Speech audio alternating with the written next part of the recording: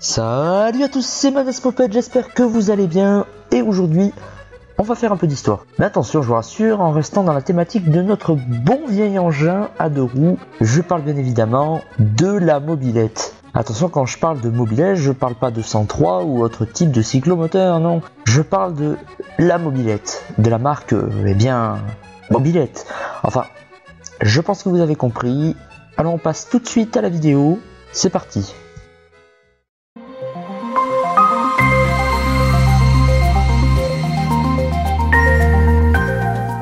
C'est un Français du nom de Louis-Guillaume Perrault qui a breveté le premier vélocipède à moteur en 1868. En 1879, l'Italien Mumigotti a déposé le premier brevet pour un deux roues doté d'un moteur à 4 temps, mais son invention n'a jamais vu le jour. La bicyclette à moteur ou motocyclette a été présentée au Salon de Paris de 1897 par deux inventeurs français, Eugène et Michel Werner. Il faudra toutefois attendre le milieu du XXe siècle pour que la mobilette fasse son apparition et rencontre un grand succès populaire. Voici les fondateurs de la marque mythique: Abel Bardin, Charles Benoît et Jules Bennesch. C'est le 31 janvier 1923 à 11 h au greffe du tribunal de commerce de la Seine. Monsieur Bardin et Benoît déposent la marque Motoconfort sous le numéro 230 300 pour désigner des motocyclettes. Il y a eu beaucoup d'engins avant l'arrivée de la mobilette, mais ce sont des plus grosses cylindrées et donc nous n'en parlerons pas dans cette vidéo. Je vous passe juste ici une image de la première moto créée par Motobécane en 1924 de 175 cm3 s'il vous plaît, transmission par courroie, la MB1. Au lendemain de la guerre, l'entreprise qui fabriquait des motos de 175 cm3 s'oriente vers les petites cylindrées et lance la mobilette. Qui aurait pu imaginer que son prototype apparu pour la première fois au Salon de Paris de 1949, que la mobilette allait devenir la Ford T du motocyclisme? Eh bien, à vrai dire, pas grand monde. Cette petite machine allait devenir synonyme de cyclomoteur et sa production s'achemine à 12 millions d'exemplaires. En 1978, 24 modèles sont produits. Ce qui les différencie est leur ligne, par contre le point commun est l'ensemble moteur-transmission. Tout commence en 1949 avec la mobilette AV3 qui a été réalisée par Monsieur Benoît et Jones. Deux détails de cet engin lui donnaient un petit cachet américain, les poignées de frein inversées et un phare très caréné installé sur le garde-boue avant. Le moteur était dérivé de celui du 49 cm3 Pony et les commandes étaient groupées sur la seule poignée tournante. Son réservoir d'une contenance relativement modeste de 1,6 litres était placé entre le tube de selle et le garde-boue arrière. Le tout pesait 28 kg et la vitesse maximale était de 30 km/h. Les concurrents souriaient sur un détail, la transmission par courroie trapézoïdale. Petit rappel, ou pour ceux qui ne savent pas, la courroie trapézoïdale est une courroie de section trapézoïdale, c'est-à-dire comme ceci.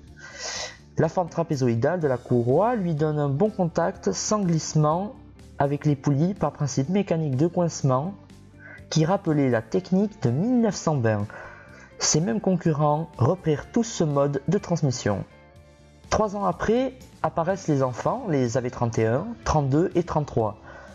La ligne reste la même. Cadre tubulaire, mais sur la 32, on a supprimé une paire de haubans, ce qui permet d'équiper la mobilette d'un réservoir d'une contenance plus grande, 2,5 litres. Grâce à l'apparition des freins à tambour, de la fourche télescopique et surtout de l'embrayage automatique, la sécurité et le confort sont de plus en plus présents. Par la suite, l'accent va être mis sur un automatisme toujours plus grand. Motobécane dépose beaucoup de brevets et achète la licence René Manguin, propre au variateur de vitesse. En 1954 apparaît le Mobimatic et une boîte de vitesse automatique à courroie et poulie extensible, ce qui permet à la mobilette de monter toutes les pentes sans avoir à pédaler. Une amélioration supplémentaire est la pratique dans le plateau de 3 saignées dans lesquelles les billes de variateur viendront tomber à tour de rôle en fonction de leur force centrifuge. Ainsi, cela donnera 3 valeurs de démultiplication, c'est-à-dire une boîte à 3 vitesses automatiques. Le 14 octobre 1955 sort la millionième mobilette et un nouveau moteur à balayage en boucle à 2 transferts va se répandre. Un tournant est marqué dans l'histoire de la mobilette en 1957, l'embrayage d'Imobi est créé. C'est un embrayage double à action centrifuge. Dès que la vitesse du véhicule atteint une vitesse supérieure à 5 km/h, l'un des embrayages se met en route et l'autre entraîne la roue dès que la rotation du moteur atteint demi-tours par minute. Cet automatisme permet de lancer la mobilette sans avoir à pédaler. Le modèle AV88, plus connu sous le nom de mobilette bleue, est né dans les usines Motobécane en 1959. La vitesse et la robustesse de ce modèle de 49 cm3 séduisent les adolescents qui peuvent la conduire dès 14 ans.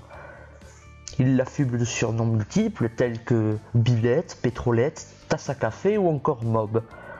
Moyen de locomotion pour des milliers de jeunes, ce modèle a été le cyclomoteur le plus vendu dans le monde. Une mobilette mythique dont la production a perduré jusqu'au début des années 1990.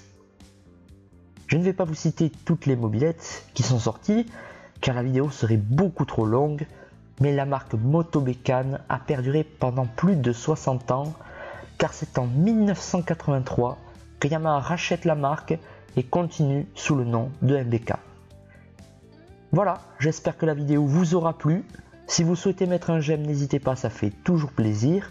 N'hésitez pas aussi à me dire dans les commentaires si ce format de vidéo vous plaît et que vous voulez que j'en refasse une dans le même style. Sur ce, je vous remercie d'avoir regardé ma vidéo et je vous dis à bientôt pour une prochaine vidéo. Ciao tout le monde!